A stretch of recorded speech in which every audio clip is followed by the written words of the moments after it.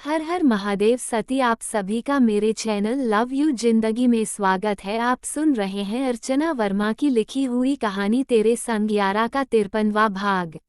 ऐसा संभव नहीं है बेटा, तुम जितनी जल्दी इस चीज को समझ जाओ तुम्हारे लिए बेहतर होगा। प्रथम सिंह ने प्राणों के कंधे पर हाथ रखते हुए एक फैसले के अंदाज में कहा। पर क्यों डैड? प्रणव ने तुरंत सवाल करते हुए पूछा। उसकी नज़र राजीव जी और मोहिनी जी की तरफ भी गई, जो कि एक दूसरे की तरफ देख रहे थे। प्रणव की बात सुनकर उनके चेहरे का भी रंग उड़ा हुआ था। कुछ समझ में नहीं आ रहा था कि यह क्या हो रहा है। आखिर प्रणव ऐसा फैसला कैसे कर सकता है? क्या उसको सच में कुछ समझ में नहीं आ रहा है? पर प्रथम सिंह अपने समाज की कठिनाइयों को समझ रहे थे। मिस्टर राजपूत के परिवार से केवल उनके व्यापारिक रिश्ते नहीं थे बल्कि पारिवारिक रिश्ते भी थे और लगभग सब कुछ वह जानते थे जो कि राजपूत हाउस में हो रहा था। उन्हें पलक और मुस्कान दोनों के साथ हमदर्दी थी। मिस्टर राजपूत के फैसले से वह खुद ना खुश थे, पर इस हमदर्दी का यह मतलब नहीं था कि वह उनकी खुशी के लिए अपने बेटे की बलि देने के लिए तैयार हो जाते। पर यहाँ पर तो उनका बेटा खुद खुशी खुशी उनको अपनाने के लिए कह रहा था। पर प्रथम सिंह के साथ साथ उनके पूरे परिवार को ये स्वीकार नहीं था। मोहिनी जी, राजीव जी और प्रथम सिंह में आंखों ही आंखों में बात हो रही थी। राजीव जी जहाँ कुछ असमंजस की स्थिति में थे तो मोहिनी जी प्रथम सिंह से रिक्वेस्ट कर रही थी कि उन्हें बात को शांति से हैंडल करनी चाहिए। प्रथम सिंह ने अपने माता पिता को निश्चिंत रहने का इशारा किया। देखो प्रणव, तुम जो चाह रहे हो वह अनुचित है, पूरी तरह से अनुचित। प्रथम सिंह ने प्रणव को समझने वाले अंदाज में कहा। पर प्रणव को समझाना इतना आसान नहीं था। पर वो भी एक पिता थे। वह अपने बेटे को इस तरह भांवर में डोलने के लिए छोड़ नहीं सकते थे। मिस्टर प्रथम सिंह के दिल और दिमाग में जबरदस्त जंग छिड़ी थी। अपने बेटे की एक फरमाइश पर हर चीज़ उसके सामने हाजिर करने वाले प्रथम सिंह इस चीज़ के लिए खुद को तैयार नहीं कर पा रहे थे। पर यह कैसे अनुचित है डैड? प्रणव भी तो पूरा मन बनाकर बैठा हुआ था। पूरे रास्ते उसने खुद को इसी के लिए तैयार किया था। सामाजिक दृष्टिकोण से अनुचित है, प्रथम सिंह ने कहा। प्रणव कुछ बोलने को हुआ तो प्रथम सिंह ने उसे हाथ से इशारा करके रोकते हुए कहा। पहले पूरी मेरी बात सुन लो, उसके बाद कुछ बोलना। तुम एब्रॉड में पढ़े लिखे हो, वहाँ की पश्चिमी संस्कृति की सोच कुछ और है और हमारे भारत की सोच कुछ और। कहने के लिए हम बहुत आधुनिक हो चुके हैं, परंतु समाज की इस मामले में सोच अभी भी पहले वाली ही है। एक पुरुष अपनी पत्नी के होते हुए भी किसी दूसरे स्त्री के साथ संबंध बनाता है या फिर उसे विवाह करके लाकर अपने घर में ही रख लेता है, तब भी समाज उसे अपना लेता है। आज के डेट में जब मैं खुद 50 के करीब उम्र में हूँ और मेरा खुद का बेटा शादी करने के लायक है, पर फिर भी मैं एक 22 साल की लड़की से शादी कर लेता हूँ तो हमारा समाज उसे स्वीकार कर लेगा।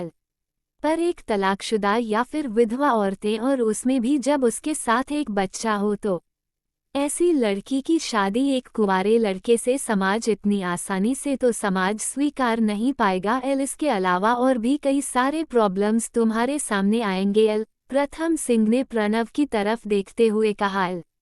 समाज की पड़ी किसे है डैड? हम अपनी खुशी का ध्यान रखेंगे या फिर समाज की खुशी का?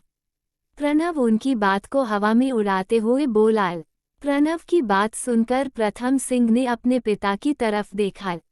यह उम्र ऐसे ही होती है बेटा जी, जब समाज के बनाए हुए कायदे कानून धूल में उड़ते हुए चलते बड़ा अच्छा लगता है, लेकिन कुछ दिनों के बाद तुम खुद उसे समाज का हिस्सा बन जाओगे। राजीव जी अभी कुछ गुस्से में बोले। मैं ऐसे सड़े गले सोच वाले समाज का हिस्सा कभी नहीं बनना चाहूँगा। व्यक्ति से समाज बनता है, समाज से व्यक्ति नहीं। हम सुधरेंगे, जग सुधरेगा। हम बदलेंगे, जग बदलेगा।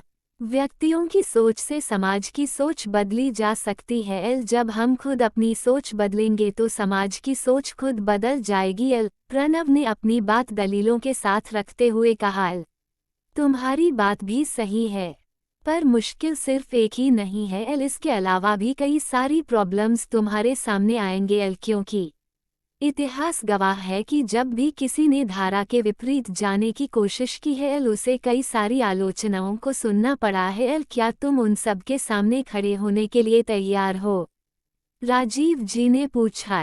मैं हर एक प्रॉब्लम के सामने खड़े होने के लिए तैयार हूँ, पर अगर आप लोग मेरा साथ दे तो। प्रणव ने राजीव जी का हाथ अपने हाथ में लेते हुए कहा। राजीव जी ने प्रथम सिंह की तरफ देखा। हम तुम्हारा साथ दे सकते हैं, पर सबसे जरूरी चीज यह है कि खुद पलक तुम्हारा साथ देगी। क्या तुमको लगता है कि पलक इस रिश्ते के लिए तैयार हो जाएगी? प्रथम सिंह ने इस बार कुछ दूसरे तरीके से पूछा। मैंने अभी उससे इस मैटर पर बात नहीं की है, फैशन शो के बाद बात करूंगा और मुझे लगता है कि वो तैयार हो जाएगी। प्रणव बोला। ठीक है, अगर पलक तैयार हो जाएगी तो मैं अभिनव से बात करूंगा, मुझे नहीं लगता कि उसे कोई ऑब्जेक्शन होगा। प्रथम सिंह बोले। और फिर अगर ऑब्जेक्शन होगा भी तो प्रॉब्लम किसे है? राजीव जी बोले। हाँ। गहरी सांस छोड़ते हुए प्रथम सिंह ने सर हिला दिया। बेटा उनके घर घर जमाई बनने के लिए नहीं देना है, बल्कि उनकी बेटी लानी है। पर प्रणव, मेरे एक सवाल का जवाब दो। क्या तुम केवल पलक से शादी करना चाहते हो या फिर मुस्कान की भी जिम्मेदारी उठाने को तैयार हो? इस बार सवाल मोहिनी जी की तरफ से था। प्रथम सिंह और राजीव जी एक दूसरे की तरफ देखकर मुस्कुराए। उन दोनों को लगा कि मोहिनी जी ने अपने इस एक ही सवाल से प्रणव को क्लीन बोल्ड कर दिया है। अब क्या होगा आगे? घर वाले तो पूरी तैयारी के साथ बैठे हुए थे। क्या प्रणव अपने निर्णय पर अधिग्रहण पाएगा? क्या थम सकेगा पलक का हाथ? जानने के लिए बने रहे अगले भाग तक। तब तक के लिए वीडियो को लाइक और चैनल को सब्सक्राइब करना मत भूलिएगा। स्वस्थ रहिए, मस्त रहिए, मुस्कुराते रहिए। यूट्यूब पर मिलते हैं अगले भाग के साथ। हर हर महादेव।